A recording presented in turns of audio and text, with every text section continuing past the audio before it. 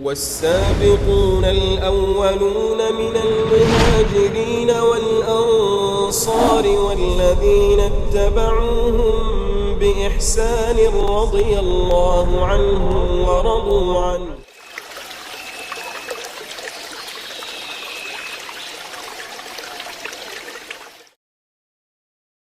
Bismillahirrahmanirrahim. Assalamualaikum warahmatullahi wabarakatuh. Alhamdulillahi hamdan hamidin hamdan syakirin wa asyhadu an la ilaha illallah wahdahu la syarikalah wa asyhadu anna Muhammadan abduhu wa rasuluh.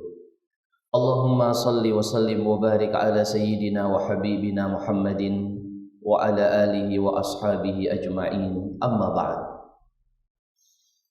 Ma'asyiral muslimin wal muslimat, jamaah sidang salat subuh yang dimuliakan Allah Subhanahu wa taala. Pada pagi hari yang berbahagia ini, Allah Subhanahu wa taala memberikan kepada kita kesempatan untuk bisa memenuhi panggilannya di dalam salat subuh secara berjamaah. Semoga ini adalah kebaikan dan keberkahan yang Allah berikan di dalam kehidupan kita. Hadirin yang saya muliakan, pada majelis pagi hari yang berbahagia ini kita akan melanjutkan pengajian kita di dalam tafsir Al-Muyassar dari Juz Amma, yang mana pada pagi hari ini kita akan masuk di dalam surah Al-Fil. Surah Al-Fil yang dinamakan oleh para ulama atau yang artinya adalah surah yang menceritakan tentang pasukan gajah. Hadirin yang dimuliakan Allah Subhanahu wa taala, kita baca ayatnya, kemudian kita artikan dan kita baca penjelasan para ulama di dalam tafsir Al-Muyassar. Allah Subhanahu wa taala berfirman, a'udzu billahi minasyaitonir rajim, bismillahirrahmanirrahim. Alam tara kaifa fa'ala rabbuka bi ashabil fil alam yaj'al kaidahum fi tadlil wa arsala 'alaihim tayran ababil tarmihim bihijaratin min sijil faj'alahum ka'asfin ma'kul. Baik, ayat pertama sampai ayat yang kelima. Artinya, alam tara kaifa fa'ala rabbuka bi ashabil fil. Tahukah engkau apa yang telah dilakukan oleh Rabbmu dengan pasukan gajah? Alam yaj'al kaidahum fi tadlil. Bukankah Allah menjadikan tipu daya mereka berada dalam kesia-siaan? Wa arsala alaihim tayran ababil. Dan Allah kirimkan kepada mereka burung ababil. Tarmihim bihijaratin min sijil. Burung itu melempari pasukan gajah dengan batu dari sijil. Faja'alahum ka'asfim ma'kul. Sehingga mereka itu hancur menjadi seperti dedaunan yang telah kering dan dimakan oleh binatang-binatang. Baik, para jamaah yang dimuliakan Allah Ta'ala, para ulama di dalam tafsir Al-Muyassar mereka berkata, dalam ayat yang pertama, alam tara kaifa fa'ala rabbuka bi ashabil fil, mereka mengatakan alam ta'lam ayyuhar rasul kaifa fa'ala rabbuka bi ashabil fil. Apakah engkau tahu wahai Rasul sallallahu alaihi wasallam apa yang telah dilakukan Rabbmu kepada pasukan fil, pasukan gajah? Disebutkan di sini Abrahah al-Habashi wa jaishihi alladzina aradu tadmir al-Ka'batil Mubarakah. Abrahah dari daerah Habasyah dan tentaranya yang mereka ingin menghancurkan Ka'bah yang mulia. Hadirin yang dimuliakan Allah, sekelumit tentang kisah Ashabul Fil. Abrahah sebagaimana disebutkan oleh para ulama tadi berasal dari daerah Habasyah, Ethiopia. Namun apa yang dia miliki dari track record perjalanan dia sebagai panglima perang, menghanturkan dia kepada kedudukan panglima tertinggi di daerah Yaman, terkhususnya di daerah San'a. Dan mereka adalah orang-orang yang notabene Nasara. Dan di daerah Yaman adalah daerah yang menjadi markasnya atau berkumpulnya ahlul kitab, baik orang Yahudi atau orang Nasara. Baik, ketika mereka mendapati bahwa di Jaziratul Arab ada sebuah bangunan Ka'bah, yang mereka manusia datang ke Ka'bah itu setiap tahun untuk menjalankan ibadah haji, mereka orang-orang Nasara cemburu melihat kejadian tersebut. Nah, kecemburuan mereka itu mendorong mereka untuk membuat sebuah bangunan yang megah yang menyaingi Ka'bah, dengan tujuan agar orang-orang juga mereka datang ke bangunan itu dan mereka tawaf sebagaimana mereka menjalankan ibadah haji di Ka'bah di Makkah. Mereka membuat tandingan di daerah Yaman, di San'a tersebut. Tetapi apa yang dilakukan oleh seseorang untuk memadamkan cahaya Allah Ta'ala tidak akan berhasil. Mereka menuai kegagalan. Tidak ada manusia yang simpatik dengan bangunan tersebut. Akhirnya kedengkian dan kehasadan mereka itu berujung kepada pasukan yang mereka siapkan untuk menghancurkan Ka'bah. Ini kalau tidak kita hancurkan yang itu, mereka nggak mau datang ke sini. Dan para jamaah yang dimuliakan Allah, kita perhatikan bagaimana kedunguan mereka di dalam mencapai sebuah kemuliaan. Kemuliaan itu dari Allah Subhanahu wa taala. Al-miqatu min Allah. Seorang ingin mendapatkan hati manusia dari Allah Subhanahu wa taala. Bukan dengan kekuatan, bukan dengan harta benda, bukan dengan jabatan yang dia miliki, tetapi dari Allah Subhanahu wa taala. Kalau kita ingin mendapatkan kemuliaan bukan dengan jalannya, yang akan kita dapatkan adalah kerendahan. Al-jazaa'u min jinsil amal. Balasan sesuai dengan amalan yang kita lakukan. Sisi lain, pelajaran yang kita ambil di situ jamaah yang berbahagia, bagaimana penyakit hasad menggerogoti seseorang. Bagaimana penyakit hasad menggerogoti seseorang. Seandainya hasad yang menggerogoti seseorang dalam perkara dunia itu lebih ringan dibandingkan dengan perasaan hasad yang menggerogoti sebuah kebenaran. Hasad yang menggerogoti sebuah kebenaran. Bagaimana itu terjadi para jamaah yang dimuliakan Allah? Kondisi dia dalam kebatilan, orang Nasara, yang dia ingin menyaingi kebenaran, yaitu Ka'bah, Baitullah Al-Musyarrafah. Awalnya mereka buat bangunan. Rupanya tidak ada orang yang simpatik seperti tadi dari Allah Ta'ala. Rasa simpatik itu dari Allah Ta'ala.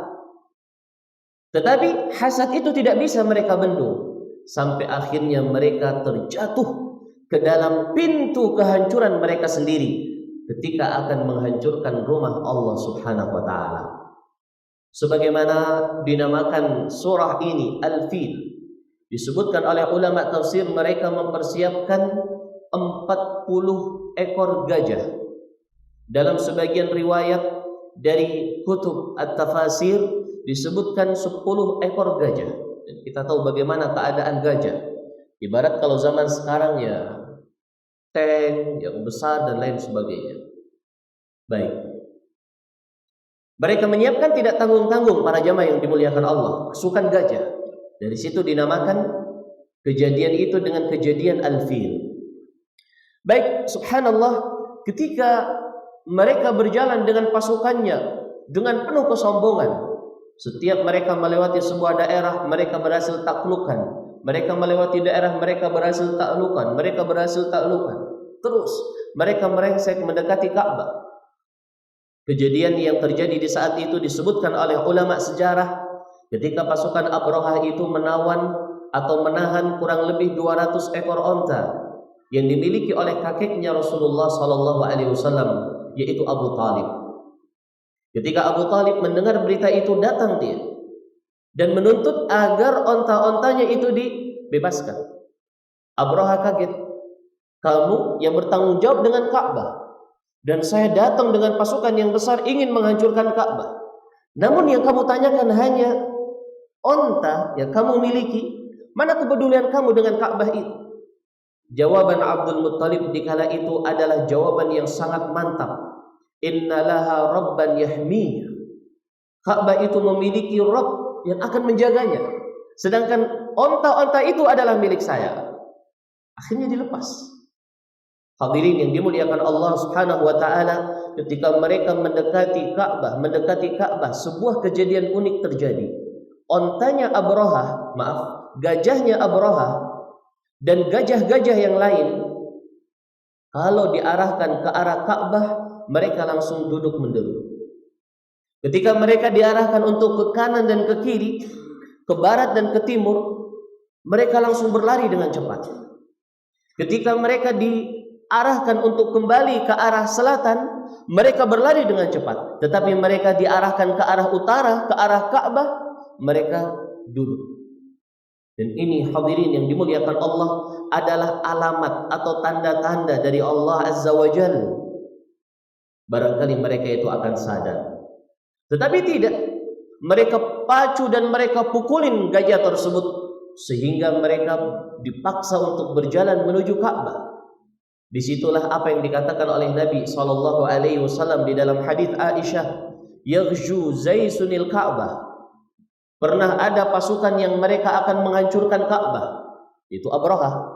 Fa idza kanu bi baida'a, ketika mereka berada di daerah yang lapang, yukhsafu bi awwalihim wa akhirihim, dihancurkan dari awal sampai akhir mereka.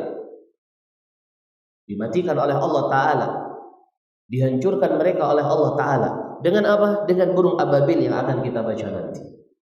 Disitulah hadirin yang dimuliakan Allah Subhanahu wa Ta'ala, keajaiban dan kehebatan Allah Subhanahu wa Ta'ala, sehingga pasukan itu terpukul mundur dengan sendirinya hanya dengan seekor burung dan kawan-kawannya. Baik, ini adalah kejadian ringkas dan singkat. Tentunya kisah aslinya tidak sesingkat itu, banyak kejadian-kejadian, tetapi itu adalah khulasahnya. Dan ini yang ditanyakan oleh Allah Ta'ala kepada Rasulullah SAW. Tahu nggak engkau? Dan kejadian itu adalah kejadian yang terjadi di tahun kelahirannya Rasulullah SAW. Jelas Nabi Muhammad SAW tidak menyaksikan langsung. Tetapi Allah ingin mengingatkan kejadian itu kepada Rasulnya untuk menunjukkan bahwa apa yang telah Allah inginkan dari kemuliaan Islam pasti akan terjadi. Siapapun yang akan menghalangi, siapapun yang akan memadamkan cahaya Allah, wa ya'ballahu illa an yutimma nurah. Allah tidak ridha kecuali akan menyempurnakan cahaya Allah Subhanahu wa taala dengan cara yang Allah kehendaki. Baik. Ini adalah tafsir dari ayat yang pertama. Ayat yang kedua, alam yaj'al kaidahum fi tadlil. Ay alam yaj'al ma dabbaruhu min syarrin fi ibtalin wa tadyi'. Bukankah Allah jadikan apa yang telah mereka susun di dalam kejahatan dan kejelekan berada dalam kesia-siaan? Begitulah para jamaah. Manakala seorang itu berkeinginan memadamkan cahaya Allah, ingin menghilangkan sunnah di muka bumi Allah ini, berusaha untuk mematikan syariat Rasul SAW, mereka tidak akan berhasil. Jadikan itu sebuah kaidah. Siapapun di antara kita yang berpikir, yang mulai berpikir, belum berbuat, mulai berpikir untuk memadamkan cahaya Allah Subhanahu wa taala, jangan harap kita akan bisa. Maka urungkan niat kita itu. Islam ya'lu wa la yu'la alaih. Islam dengan segala jenis syariat di dalamnya, dari sunnah-sunnah Nabi SAW terus akan berada di atas. La yu'la alaihi, tidak ada yang bisa menaiki di atas sunnah itu. Hadirin yang dimuliakan Allah Ta'ala, ini adalah pelajaran satu dari sekian banyaknya pelajaran-pelajaran kehancuran orang-orang yang ingin menghancurkan cahaya Allah Subhanahu wa Ta'ala. Hadirin yang dimuliakan Allah Subhanahu wa Ta'ala, siapa yang menghancurkan? Allah. Siapa yang menjadikan mereka gagal? Allah Subhanahu wa Ta'ala. Maka ketika kita akan berusaha menghadapi orang yang ingin memadamkan syariat Allah, sekali-kali jangan kita sandarkan dengan kekuatan kita.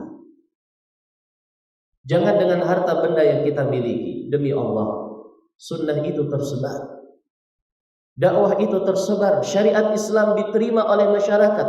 Demi Allah, bukan karena kekuatan kita, bukan karena kefasihan retorika dan intonasi dalam berbicara, bukan karena donasi dan sumbangan harta kita. Demi Allah, bukan. Itu semua karena Allah Azza wa Jalla. Allah yang menggerakkan semuanya, sehingga tersebar. Sunnah menjadi sesuatu yang dicinta oleh masyarakat. Mereka menjadikan sunnah sebagai gaya hidup mereka. Allah Azza wa Jalla, siapa yang menjadikan orang-orang yang ingin menghentikan sunnah mereka terhenti, terduduk dan gagal dalam upayanya? Allah Subhanahu wa ta'ala. Adanya orang-orang yang membantu, adanya mereka yang ikut andil. Ini semua adalah karena Allah yang menggerakkan hati-hati mereka. Kita hanya berjalan sesuai dengan ketentuan Allah, dengan semampu yang kita bisa. Kita berdakwah dengan lisan, dengan tulisan, dengan apapun yang kita bisa miliki. Saya, yang lainnya, para jamaah, kaum muslimin dan muslimat, semuanya kita adalah seorang da'i ilallah subhanahu. Maka jangan sekali-kali belok niat kita, para jamaah. Yakini itu semua dari Allah Ta'ala. Ketika kita meyakini dan menyandarkan itu semua kepada Allah, maka ada saja kemudahan yang Allah berikan di dalam perjalanan.